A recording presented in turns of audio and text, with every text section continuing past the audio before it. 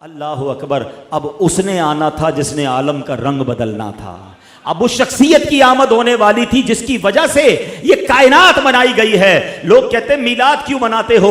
अरे जिसके लिए सारी कायनात बनाई गई हो, जो वजह तख्लीक कायनात हो, रसूल पाक वो है, he is the reason of the all creation. और ये मैं नहीं कह रहा, ये रब फरमा रहा है हदीस कुदसी में कि महबूब अगर तुम्हें ना बनाता तो ये कायनात ही ना बनाता, ना ये चांद बनता, ना सूरज बनता, ना आसमान, ना जन्नत। अरे ना मैं होता ना आप होते।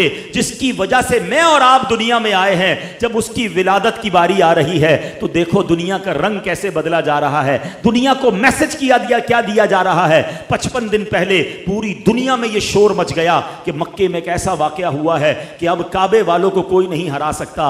अब काबे का रखवाला आने वाला है, अब काबे को इज्जत देने वाला आ रहा है, काबे से बुत निकालकर इसके तवाफ को तकद्दुस के साथ जारी करने वाला आ रहा है। शायर कहते हैं ना, आई नई हुकूमत सिक्का नया चलेगा, आई नई हुकूमत सिक्का नया चलेगा। आलम ने रंग बदला, सुबह शबे विलादत मुबारक हो। वो शाह परदेस से बाहर होने वाला है, गदाई को जमाना जिसके दर पर आने वाला है। अल्लाह अकबर। ये वाकया नबी पाक की विलादत से 55 दिन पहले होता है और फिर 12 रबीउल अव्वल का वो मुबारक दिन तशरीफ़ लाता है कि जब नबी आप पाक अलैहिस्सलाम सुबह सादिक के वक्त पीर का दिन होता है और इस दुनिया में मक्का पाक में तशरीफ़ लाते हैं। हर तरफ खुशी का समा है, नूर की बरसात है। बीबी आमना फरमाती हैं, जब विलादत का वक्त था मेरे जिस्म से ऐसा नूर बुलंद हुआ जिस मैंने दूसरे मुल्कों के महल्लात को देख लिया। फरमाती है, मैंने देखा कि एक मशरिक में झंडा लगाया गया, एक मगरिब में झंडा लगाया गया, एक काबे की छत पर झंडा लगाया गया और उसके बाद नबी पाक की विलादत होती है। अल्लाह अकबर। मेरे आका की विलादत के वक्त झंडा लगाना ये फरिश्तों का तरीका है। तो है झंडे लगाने वालों, तुम्हें मुबारक हो। अब आगे चलिए, मेरे आका के बचपन का एक वाकया फिर मैं बयान को इख्तिताम करता हूँ। वैसे तो मेरे आका की हर अदा निराली है, हैं? अल्लाह अल्लाह वो बचपने की फबन, अल्लाह अल्लाह वो बचपने की फबन, उस खुदा भाती सूरत पे लाखों सलाम। नबी पाक की हर अदा निराली। आम बच्चों की तरह बहुत सारे मामलात आपके साथ नहीं थे।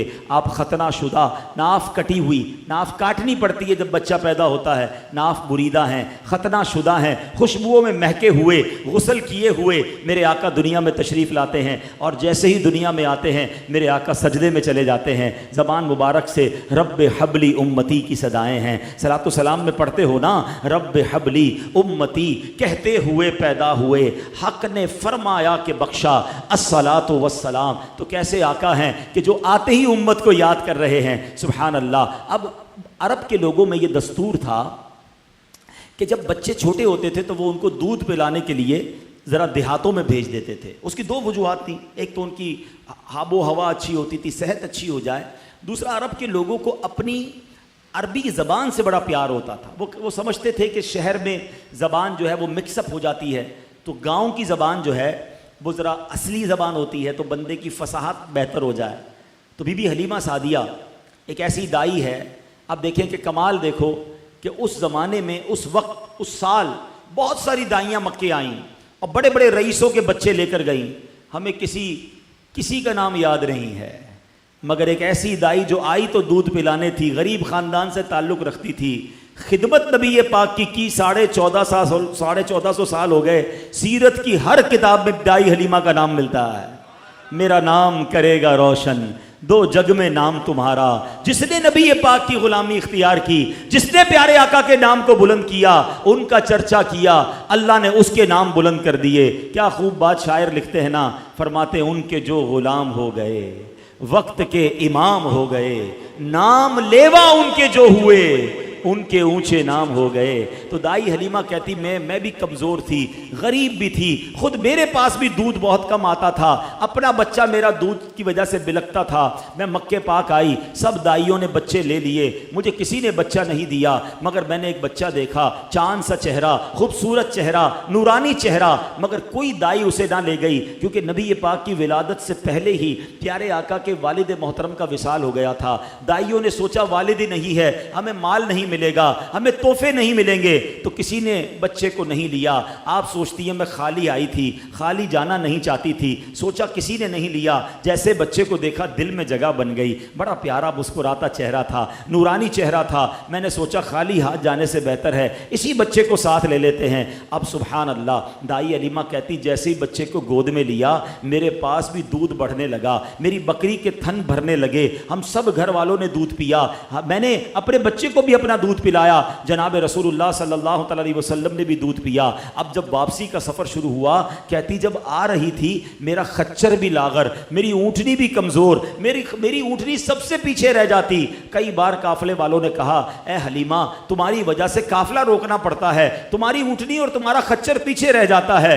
अल्लाह अकबर। कहती जब वापसी का सफ़र है मेरी ऊँटनी सबसे आगे है, मेरा खच्चर सबसे आगे है। गाँव वाले कहते हलीमा क्या जानवर तब्दील कर लिया, क्या नई ऊँटनी खरीद ली? क्या ऊँटनी तो वही है, ये बरकत सारी इस बच्चे की है, इस नूर वाले चेहरे वाले की है। कहती जब गांव में पहुंचते हैं, रात हुई, जब सुबह हुई तो गांव वाले आके पूछने लगे ए हलीमा सारी रात तेरी झोंपड़ी से रोशनी आती रही, नूर निकलता रहा, क्या तूने सारी रात लाइट जलाई थी, चराग जलाए थे? कहती चराग तो नहीं जलाया, ये बच्चा ही ऐसा है कि सारी रात उसके चेहरे से नूर निकलता जा रहा है। अल्लाह अकबर। बीबी हलीमा कहती मेरी बकरियां चराने मेरे बच्चे जाते, सारे गांव से ज्यादा मेरी बकरियां फरबा होने लग गईं, मोटी ताजी होने लग गईं। गांव वालों ने कहा पता तो करो ये हलीमा की बकरियां किधर जाती हैं, हमारी बकरियां कमजोर, इसकी बकरियां ताकतवर, अपनी बकरियां इनके साथ भेजो। उसी के साथ भेजी जाने लगी, मगर फर्क किसी में नहीं आता था। सिर्फ बीबी हलीमा सादिया की बकरियां जो हैं वो फरबा हैं। घर में अजब रौनक है, घर में अजब बरकत है।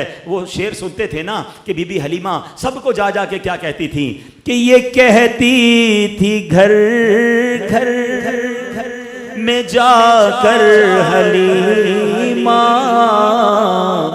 मेरे घर में खैरुल वरा गए हैं, बड़े औज पर है मेरा अब मुक़द्दर, मेरे घर में नूरे खुदा